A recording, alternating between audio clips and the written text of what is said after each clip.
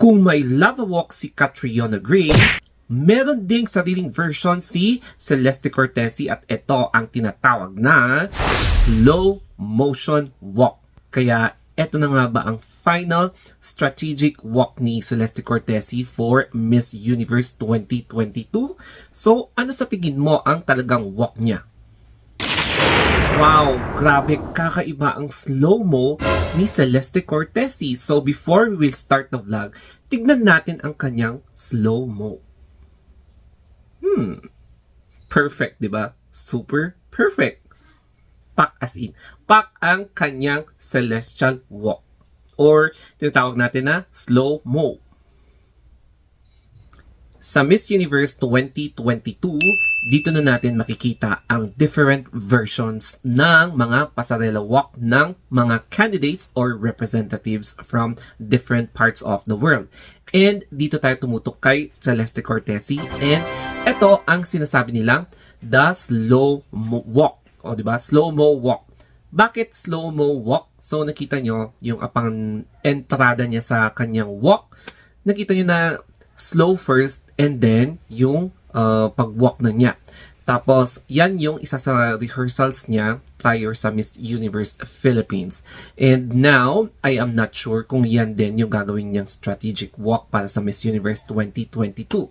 Pero, ang alam ko, based sa mga iba pang mga details from different pageant groups, pages, or vlogs, mas prefer nila na celestial walk ang tawag sa walk ni Celeste Cortesi. Pero, yung kanyang strategy is ganyan. So, i-try natin or subukan natin gawin yung slow-mo walk na celestial walk ni Celeste Cortesi. So, makita natin na ang dami pang versions ng mga practice niya. So, ayan guys, ang itsura ng kanyang slow-mo. So, pag-practice tayo kung paano gawin yung slow motion walk ni Celeste Cortesi at tignan natin kung gaano siya kahirap, ka-challenging at gaano talaga siya ka-pressure. O, diba? So, ilipat na natin sa next clip.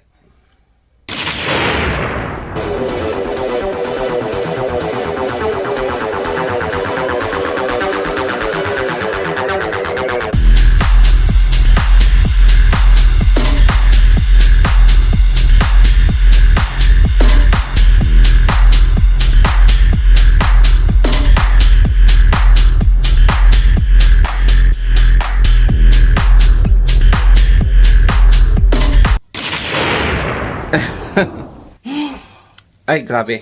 Yung structure ng katawan ko is hindi talaga slim and katawang lalaki talaga yung katawan ko. So, hindi ko ma-execute yung slow-mo ni Celeste Cortesi. Kaya, pasensya naman.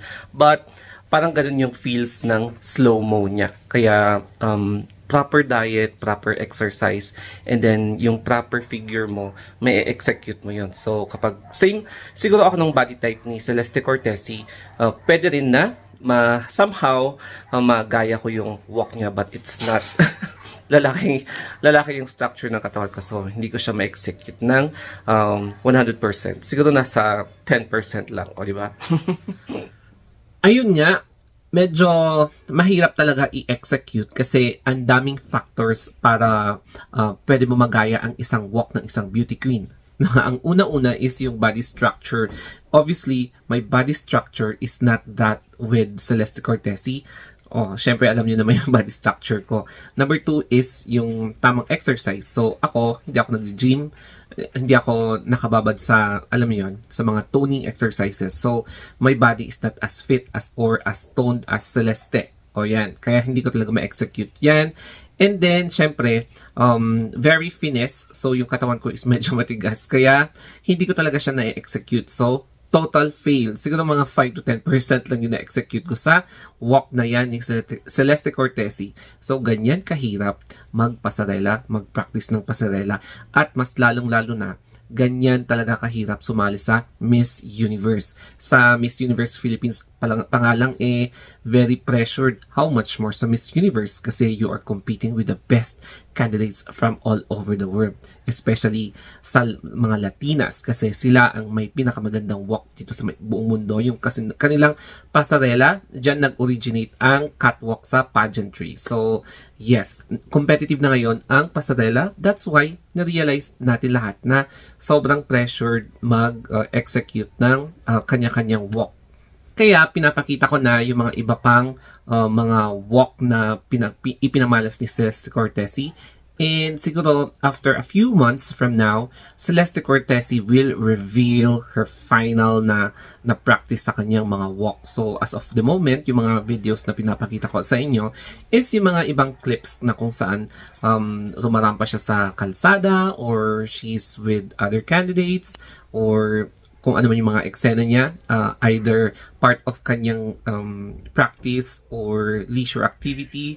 So, yan yung mga na-compiled videos from Celeste Cortesi by various na pages, groups, or social media accounts na gusto nilang ipakita yung mga progress, if ever man, sa walk ni Celeste Cortesi, yung aura niya, yung styling niya, yung itsura niya, or yung mga eksena pang ginagawa ni Celeste Cortesi.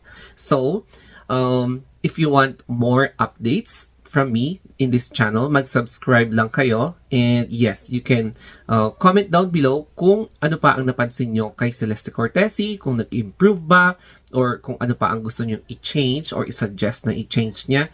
And pwede kayo mag-direct message sa aking Instagram or Facebook page kung ano pa yung gusto nyo i-suggest para pwede natin maipaabot sa kanya if ever na nanonood siya sa mga vlogs o malay nyo.